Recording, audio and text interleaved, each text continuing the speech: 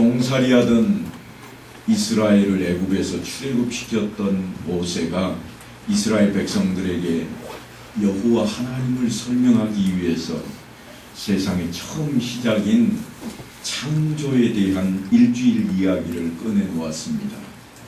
아마 기억들 하실 겁니다. 제가 창세기 설교할 때에 그 내용들을 다루었는데요. 그런데 사도 요한도 지금 예수 그리스도를 우리에게 가르치기 위해서 그의 마지막 일주일 여정을, 그 발자취를 우리 앞에 펼쳐놓았습니다. 요한복음 12장은 이렇게 시작합니다. 6월절 엿새 전에, 다름이 아닌 베다니 마을로부터 시작이 되는 여정입니다.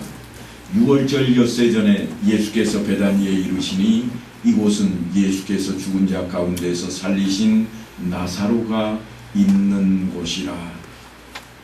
이쯤 되면 역사서 같잖아요. 그런데 요한복음을 읽으실 때 주의하셔야 될 게, 한 번 더 말씀드리지만 마태나 마가, 누가처럼 역사의 기준을 잡고 기록하지 않습니다. 필요한 부분만 끄집어내다가 그냥 사용을 하니까요. 야, 여기에 이렇게 붙어 있으니까 한꺼번에 된 일이라 그렇게 생각하시면 안 돼요. 그래서 그걸 염두에 두시고 오늘도 말씀을 들으셔야 되겠습니다. 사실 베다니는 예루살렘으로부터 그렇게 멀지 않습니다. 여리고로 가는 길에 감람산 언덕을 넘으면 처음으로 나타나는 동네가 있는데, 어느 길로 가느냐에 따라 조금씩 다릅니다. 베다니가 그냥 나올 수도 있지만 저 아랫길로 가면 벳바기가 먼저 나오기도 합니다. 그래서 주님께서 나귀를 타고 가실 때는 벳바기 쪽으로 해서 넘어가셨어요. 성경을 혼동하시면 안 돼요. 오늘 요한복음은 그쪽 길이 아닌 다른 길에 대한 이야기를 하고 있습니다. 베다니는 예루살렘에서 가깝기가 한 오리쯤 되매, 한 오리라고 했는데 실제 오리쯤 되는가? 그렇지는 않은 것 같아요. 더 되는 것 같아요. 오리가 몇 킬로죠? 2km. 근데 2km는 넘는 것 같습니다. 예루살렘에서부터 베다니를 앞쪽 언덕을 넘어서 가도 적어도 3km는 됩니다. 그러니까 한 오리쯤 이렇게 되어 있습니다. 주님은 이제 이곳에서 잠시 휴식을 취하며 생의 마지막 여정을 시작합니다. 사도 요한은 이 일이 얼마나 중요한지 그의 복음서 절반을 차지하는 분량을 할애합니다. 주님께서 몇 년 동안 공생의 활동을 하셨는가요? 3년. 3년인데 일주일과 이 3년을 거의 비등하게 차지할 정도로 그렇게 많은 이야기를, 일주일 이야기를 담고 있습니다. 공간복음 저자들도 이 기간에 벌어진 이야기를 약 3분의 1 이상을 집중적으로 할애를 합니다. 그렇게 한다는 이야기는 뭔가 하면 중요하다. 이 마지막 일주일이 중요하다고 하는 겁니다. 비록 기간은 짧을지 모르지만 너무나도 소중하고 중요하기 때문입니다. 구원의 진리가 여기에 모두 함축되어 있다고 해도 과언이 아닐 것입니다. 하지만 오늘 본문에 등장하는 이 잔치는 사실 6월절 엿새 전에 있었던 사건은 아닙니다. 엿새 전으로부터 시작하니까 엿새 전에 이 6월절이 시작했겠다, 그렇게 생각하시면 안 돼요. 너희가 아는 바와 같이 이틀이 지나면 6월절이라. 이틀이 지나면 6월절이니까 며칠 전이에요? 사흘 전이에요. 6월절 사흘 전에 있었던 이야기입니다. 인자가 십자가에 못 박히기 위하여 8일이라, 이런 이야기를 그때 하시는데 마태복음 26장 3절에 가면 그때에 그랬습니다. 그러니까 그때가 언젠가 하면 6월절 사흘 전에 예수께서 베다니 나병 환자 시몬의 집에 계실 때 한 여자가 매우 귀한 향유 한 옥합을 가지고 나와서 식사하시는 예수의 머리에 부으니, 그랬습니다. 오늘 우리가 읽은 요한복음하고는 조금 달라 보입니다.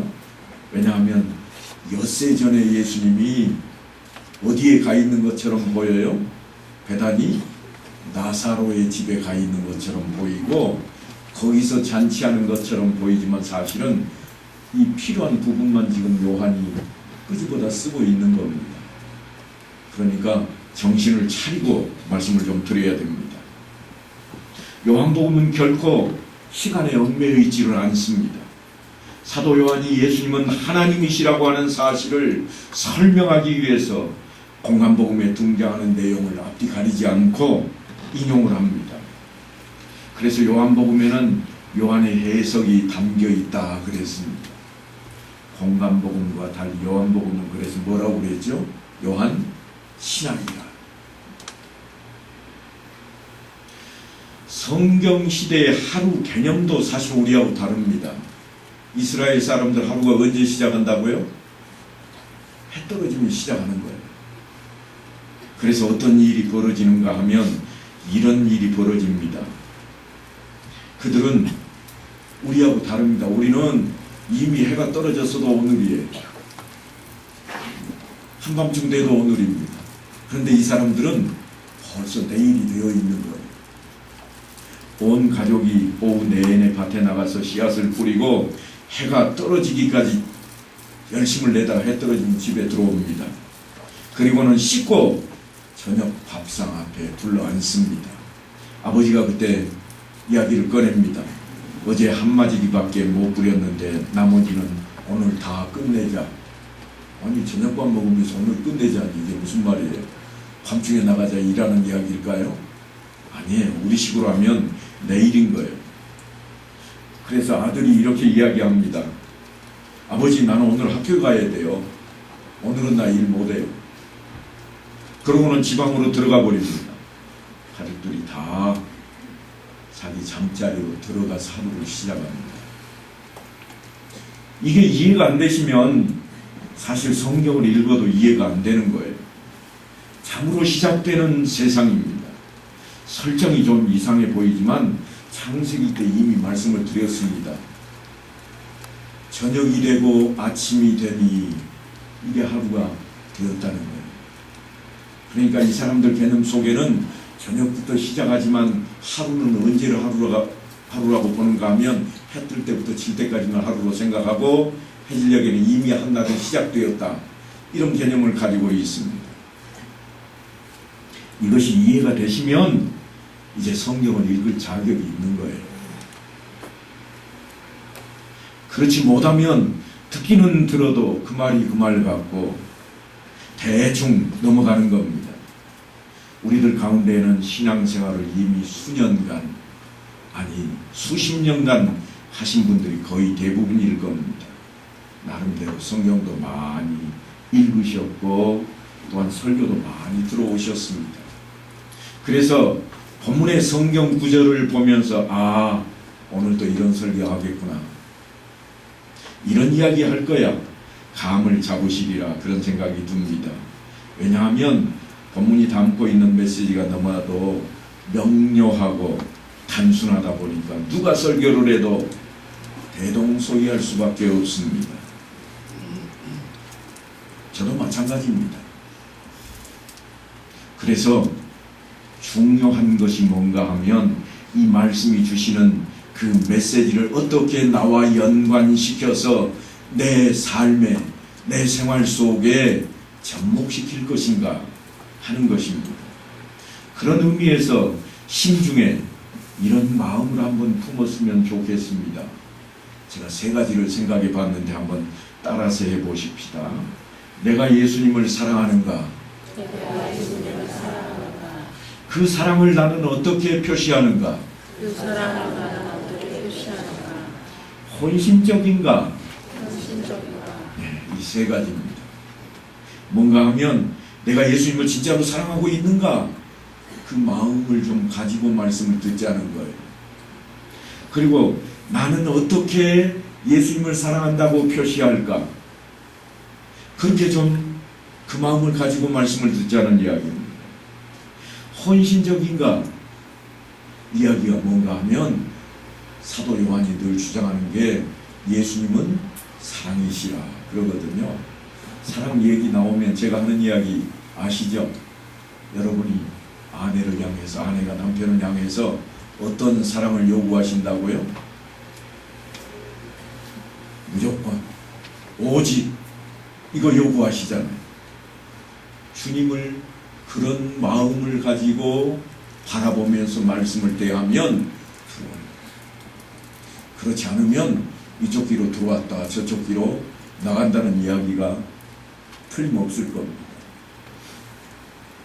우리가 주님을 그렇게 사랑하지 않으면 내가 남편에게 바라고 내가 아내에게 바라던 그 사랑과 똑같은 모습으로 불평불만으로 자리 잡게 된다고 하는 거예요. 그래서 이 마음을 품고 반복해서 속으로 자신에게 질문하고 답하면서 설교를 듣고 말씀을 대하면 분명히 내가 해야 할 일이 떠오르게 될 것이고 결심이 생기게 될 것입니다. 그 일을 누가 하는가 하면 성령께서 하시겠다. 그 일을 제가 대신해 드리는 게 아니에요. 내 얘기만 잘 들으면 다 됩니다. 그런 게 아닙니다. 설교 시간에 졸지 않으면 다 된다. 결코 그런 얘기가 아니에요. 성령께서 여러분에게 집중적으로 간섭하시고 생각나게 하시고 가르쳐 주시지 않으면 할 수 없는 일입니다.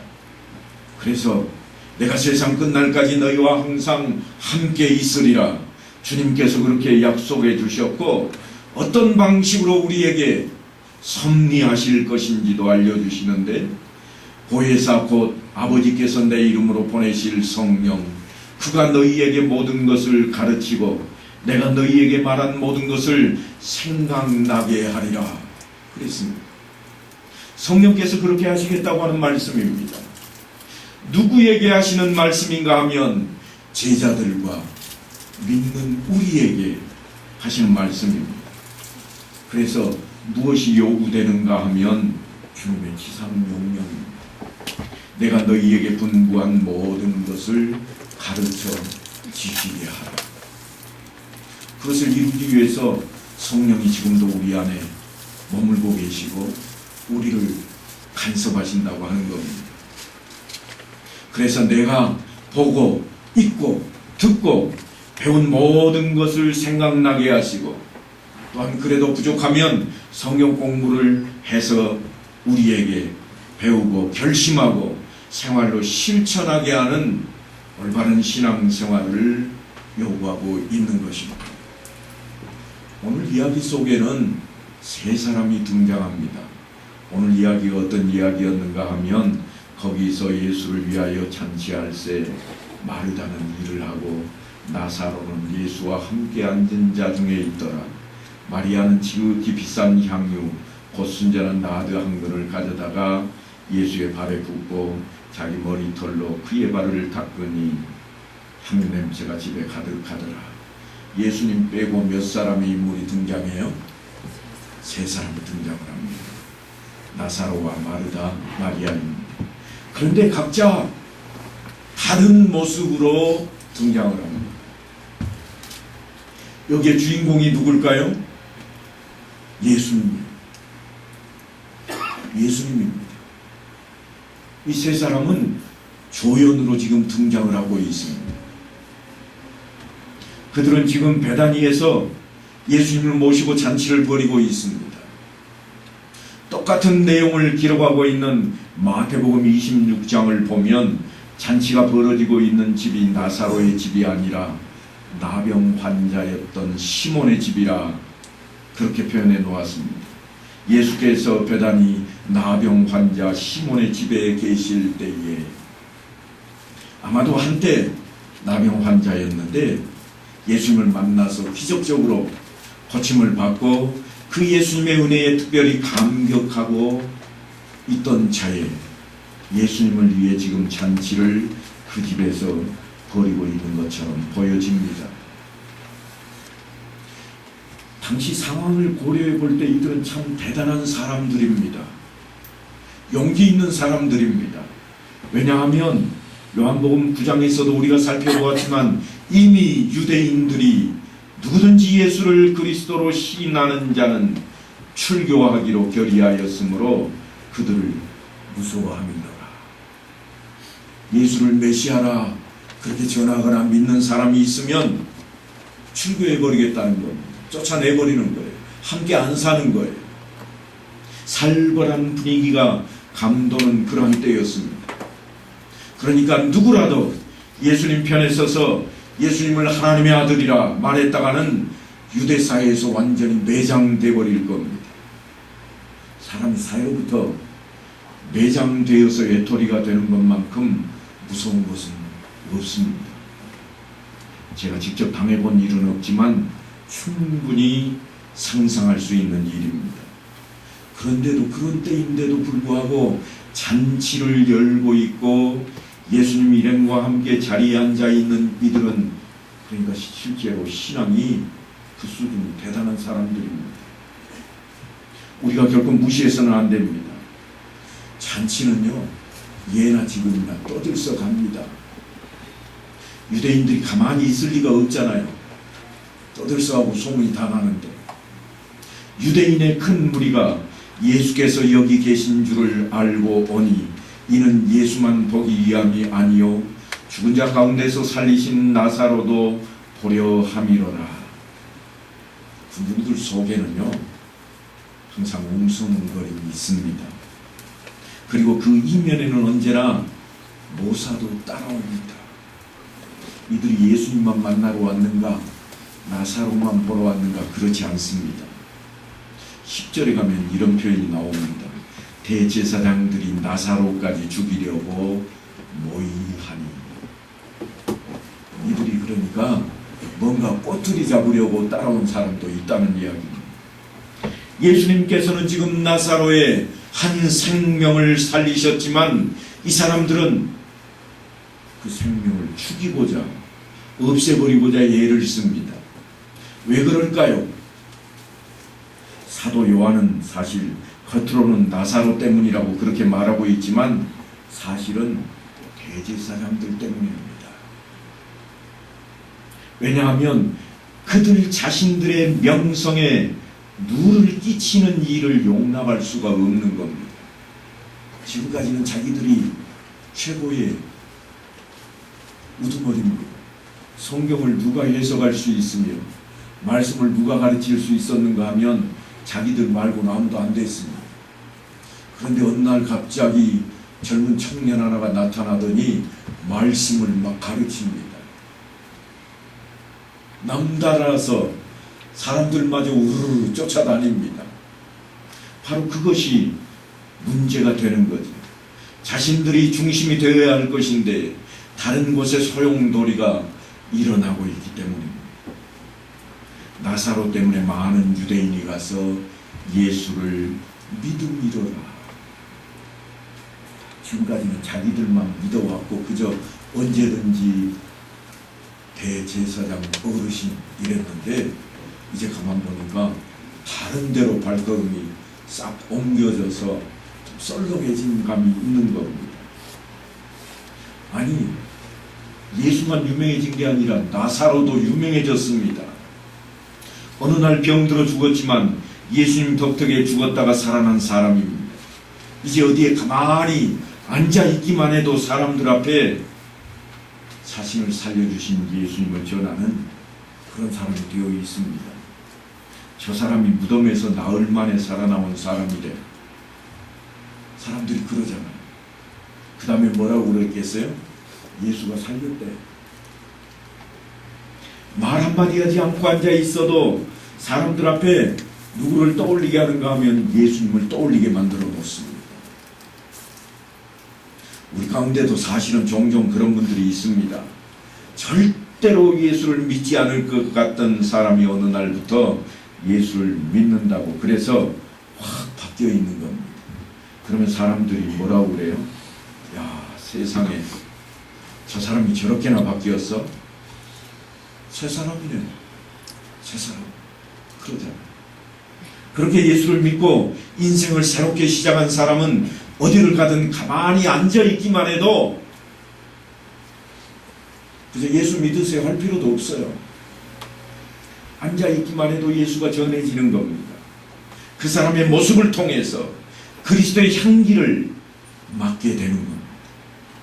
사도 바울이 이런 표현을 씁니다. 우리는 구원받은 자들에게나 망하는 자들에게나 하나님 앞에서 그리스도의 향기라. 예수 믿는 자에게는 예수의 향기가 나게 되어 있습니다.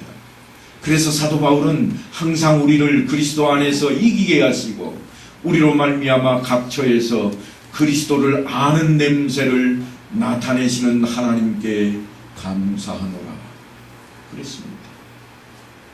그렇게 고백을 왜 하겠습니까? 그냥 척 보면 안다는 거예요. 어떻게 아는지. 그래서 세상 사람들은 그러잖아요. 귀신같이 안다고 그러잖아요. 제가 종종 이렇게 신방을 다니다 보면 엘리베이터를 타는 경우가 있는데요. 엘리베이터를 타다 보면 여러 사람들을 만나게 됩니다. 그런데 생판 모르는 사람이 타서 자기네들끼리 그러는 거예요. 목사님인가 봐. 내가 아무개 교회 목사라고 말도 안 했는데 자기들끼리 하는 이야기예요. 뒤에서 나는 아닌데요 그러겠어요? 참 귀신같이 안 해. 그러겠죠. 저뿐 아니라 여러분도 그런 소리를 종종 들으실 겁니다. 왜 그렇게 되는가 하면 우리의 모습 속에 배어있는 게 있습니다. 배어있는 게 있어요. 때로는 장로님들 혹은 집사님들 보고 그러시잖아요. 목사님 같으세요. 아, 나 목사 아니라고. 목사님 같으세요. 그런 경우가 바로 이런 것 때문에 나오는 거예요. 바로 그게 우리가 예수 믿는다고 하는 증거가 되는 겁니다. 오늘 본문에는 많은 사람들에게 사실은 관시를 받아왔던 마르다도 등장을 합니다. 거기서 예수를 위하여 잔치할세 마르다는 일을 하고 나사로는 예수와 함께 앉은 자 중에 있더라. 사도 요한은 지금 다른 이야기를 하고 싶은 겁니다. 마르다는 일을 하고 그렇게 소개합니다. 누가도 마르다를 소개하는데요. 우리는 사실 그 속에서에 훨씬 더 집중해 있습니다. 왜냐하면 마리아와 달라 보이기 때문입니다. 예수께서 한 마을에 들어가심에 마르다라 이름하는 한 여자가 자기 집으로 영접하더라. 그에게 마리아라 하는 동생이 있어 주의 발치에 앉아 그의 말씀을 듣더니 마르다는 준비하는 일이 많아 마음이 분주한지라. 여기까지 들으면 별 달라 보이는 게 없습니다.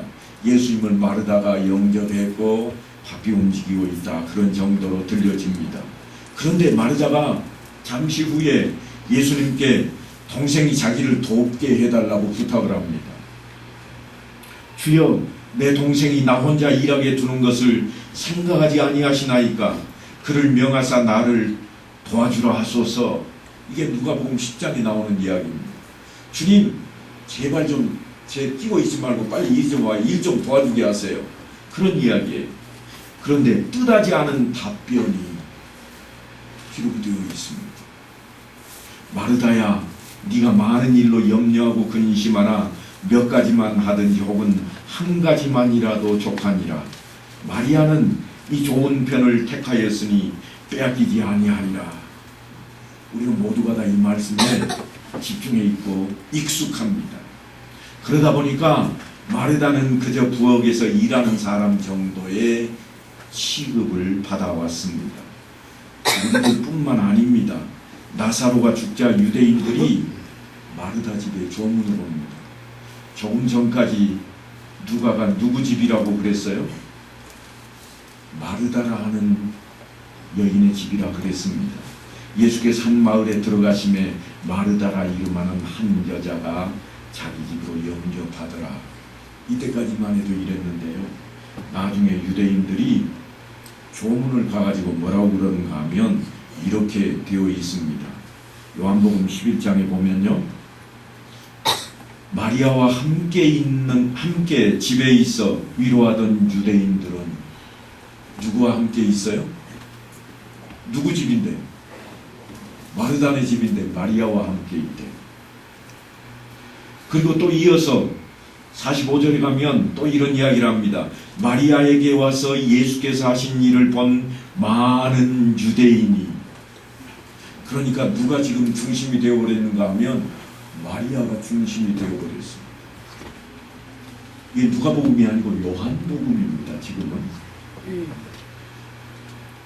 그러니까 이 복음서를 기록하고 있는 저자들이 지금 누구를 중심으로 해서 흘러가게 만들어 놓고 있는가 하면 마리아를 중심으로 이렇게 흘러가게 해놓고 있습니다. 그래서 많은 사람들이 마르다의 신앙은 별로라 그렇게 생각하기 쉽습니다. 진짜 마르다는 어떤 인물일까요? 그 이야기를 사실은 요한이 새롭게 전개를 해나갑니다. 이미 죽어서 장사 지낸 나사로의 집에 찾아가서 주님께서 마르다에게 하셨던 말씀이 있습니다. 네 오라비가 다시 살아나리라 그럽니다. 그러자 마르다가 뭐라고 하는가 하면 마지막 날 부활 때에는 다시 살아날 줄을 내가 아나이다. 부활할 때 다시 살아날 줄 안다. 이 말은 마르다가 뭘 믿고 있다는 거예요? 부활을 믿고 있다는 거예요. 당시 제자들도 잘 믿지 않고 있는 부활신앙을 이미 마르다가 가지고 있습니다. 그냥 부엌대기 정도 수준은 아니에요. 착각하시면 안 됩니다. 신실한 믿음이 있는 사람입니다. 예수님의 제자들이 가졌던 신앙보다도 더욱 굳건한 신앙을 가지고 있습니다. 예수님께서 나를 믿는 자는 죽어도 살겠고 무릇 살아서 나를 믿는 자는 영원히 죽지 아니하리니 이것을 네가 믿느냐 그랬더니 마르다가 하는 말이 뭐라고 하는가 하면 주여 그러하외다. 주는 그리스도시요 세상에 오시는 하나님의 아들이신 줄 내가 믿나이다. 많이 듣던 이야기죠. 살아계신이 뭐로 바뀌었어요? 세상에 오심으로 바뀌어 있을 뿐 일찍이 베드로가 했던 신앙 고백을 마르다가 지금 하고 있습니다. 그때 베드로가 그 신앙 고백할 때 예수님이 뭐라고 했는가 하면 그 말은 네가 한 말이 아니다. 그렇게 하나님이 너에게 말하게 했다고 말씀하셨는데 오늘 그 내용을 그대로 마르다가 하고 있습니다. 그리스도라 이 말은 히브리어로 뭐라고 그랬죠? 메시아라고 그랬습니다. 한번 따라서 합니다. 메시아, 그리스도. 같은 말이에요. 예수님이 메시아요 그리스도라. 그러니까 예수님의 수제자인 베드로만 그런 신앙 고백을 하는 것이 아니라 마르다가 그런 신앙을 가지고 있습니다. 그뿐이 아닙니다. 마르다가 예수님께 주께서 여기 계셨더라면 내 오라버니가 죽지 아니하였겠나이다 그럽니다. 예수님 함께 계시기만 했다면 안 죽었을 것이라는 믿음이 확고합니다. 거기 끝나는 게 아니에요. 거기서 멈춘 게 아닙니다. 그의 믿음은 한 단계 더 올라갑니다. 이어서 하는 말이 뭔가 하면 그러나 나는 이제라도 주께서 무엇이든지 하나님께 구하시는 것을 하나님이 주실 줄을 아나이다. 이제라도 주께서 무엇이든지 얼마나 대단한 말씀입니까? 그러니까 우리가 마르다의 신앙을 결코 과소평가해서는 안 됩니다. 사도 요한은 이제 아주 색다른 모습으로 마리아를 우리에게 소개합니다. 마리아는 지극히 비싼 향유 곧 순전한 나드 한 근을 가져다가 예수의 발에 붓고 자기 머리털로 그의 발을 씻으니 향유 냄새가 집에 가득하더라. 아주 독특합니다. 참으로 색다른 헌신이 아닐 수 없습니다. 마태는 이 소식을 어떻게 전하는가 하면 한 여자가 매우 귀한 향유 한 옥합을 가지고 나와서 식사하시는 예수의 머리에 부었다 그랬습니다. 그렇다면 마리아는 향유 한 옥합을 예수님 발에 부었을까요? 머리에 부었을까요? 어디에 부었을까요? 참 궁금해집니다. 그죠? 요한복음은 예수가 하나님이라는 걸 알기 위한 신학이 담긴 책이라 요한이 해석한 책이라 그랬습니다. 그걸 참작하고 들으셔야 됩니다. 요한이 그걸 중요하게 생각을 하지 않습니다. 우리는 어디다 부었을까 중요하게 생각할지 모르지만 요한은 거기에 중심이 있지를 않습니다. 예수가 누구신가 하는 데 있습니다. 본래 산 사람 머리에 기름을 붓는 것이 이스라엘 사람들이 하는 일이었습니다. 어떤 사람에게 붓는가 하면 하나님의 종으로 세움을 받은 사람 머리에 기름을 붓습니다. 그 직분은 제사장과 선지자와 왕인데 기름을 부음으로 거룩하게 하는 것입니다. 아론에게 거룩한 옷을 입히고 그에게 기름을 부어 거룩하게 하여 그가 내게 제사장의 직분을 행하게 하라. 시편에 가서 봐도요, 아론의 머리에 부은 기름이 어디로 가요? 수염을 타고 흘러내리는. 그것은 뭘 상징하는가 하면 거룩을 상징하는 겁니다. 하나님의 거룩이 사람에게 임한 것을 상징하고 있습니다. 하나님 나라의 법입니다. 하나님의 통치를 인정하는 겁니다. 그러니까 자신은 죽고 하나님의 사람으로 구별되게 하는 것입니다. 사도 바울의 표현을 빌리자면 이제는 내가 사는 것이 아니요 오직 내 안에 그리스도께서 사시는 것이라. 그런데요, 죽은 사람에게는 다릅니다. 동서고금을 막론하고 최고의 예우를 다합니다. 지난번에 제가 선교 시간에 말씀드린 게 있잖아요. 죽은 사람에게 향유를 온몸에 다 바를 정도였습니다. 머리에 붓는 것뿐이 아니라 발에까지 다 바르는 거예요. 오늘 지금 요한은 거기까지 다 생각하고 있는 겁니다. 머리에만 바르는 게 아니에요. 머리에만 뿌리는 게 아니에요. 발끝까지 바릅니다. 누구에게요? 누구에게요? 죽은 자에게. 그러니까 요한복음은 우리가 깊이 생각하면서 읽어야 됩니다. 마태복음에는 머리에 부었다고 하는데 왜 요한복음에서는 발에 부었다고 할까? 머리털로 그걸 왜 감싸고 씻었다고 할까? 사람이 죽으면 장례를 치를 때 향유를 몸에 바르는 것을 지금 상징적으로 나타내고 있는 겁니다. 갈릴리에서 예수와 함께 온 여자들이 뒤를 따라 그 무덤과 그의 시체를 어떻게 두었는지를 보고 돌아가 향품과 향유를 준비하더라. 장사 지낼 때 향유를 발랐을까요? 바르지 않았을까요? 우리는 지난 시간에 발랐다고 배웠습니다. 누가요? 아리마대 요셉과 니고데모가 이미 발랐던 걸 우리는 압니다. 하지만 한 번 바르는 게 아니에요. 회칠하기 전까지는 날마다 향유를 발라주는 게 그들의 관습입니다. 그래서 이제 예수님께서는 마리아가 향유를 자신의 발에 붓고 머리털로 씻어주는 이 사건을 장례 절차로 비유하고 있습니다. 이게 요한이 바라보는 향유 사건입니다. 이 향유를 어찌하여 300데나리온에 팔아 가난한 자들에게 주지 아니하였느냐? 누가 한 이야기죠? 계산이 빨랐던 다리오입니다. 그는 보기만 해도 야 300데나리온은 되겠다. 책 보면 안다고 그랬잖아요. 그때 주님께서 그 말을 듣고 하신 말씀입니다. 그를 가만 두어 나의 장례할 날을 위하여 그것을 간직하게 하라. 이미 장례 치를 준비 다 했다는 겁니다. 살아있는 사람에게 하고 있는 일인데 세례 요한은 이 사건을 통해서 예수님의 장례 절차까지를 다 내다보고 있는 그런 모습입니다. 사도 요한이 거기에 초점을 맞추고 있습니다. 이 사건을 통해서 예수님이 누구이신가? 그걸 깨닫게 합니다. 거기서 예수를 위하여 잔치할세. 이게 오늘 본문의 시작입니다. 누구를 위한 잔치인가 하면 예수님을 위한 잔치입니다. 그런데 발에까지 향유를 발라버리는 잔치가 되었습니다.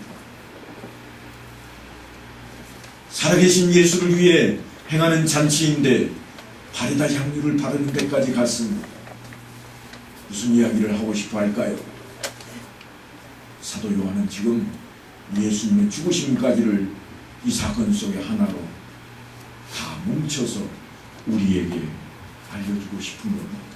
아직 십자가 사건이 있지 않지만 벌써 십자가 사건 이후의 것까지 다 드러내서 지금 이 자리에 나타내고 있고, 또한 이 잔치를 통해서 유대인들, 특별히 바리새인들과 대제사장들을 결코 두려워하지 않는 그 모습, 그 믿음, 그 신앙이 우리에게 있다고 하는 것을 드러내고 싶은 겁니다. 아니, 그래야 된다고 하는 겁니다. 예수님을 향한 우리의 신앙에 대해서 말하고 싶은 겁니다. 오직 그분만 사랑, 그것이 내 사랑이라, 그 표현을 지금 하고 있습니다.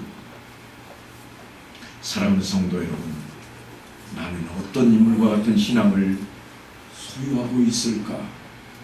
곰곰이 생각해 보시기 바랍니다. 내가 예수님을 사랑하는가? 그 사랑을 나는 어떻게 표현하면서 살고 있을까? 내가 헌신적인가? 마음으로 부족함이 있으면 더욱 열심을 다하고 실천하는 우리의 신앙생활이 다 될 수 있게 되기를 간절히 축원합니다.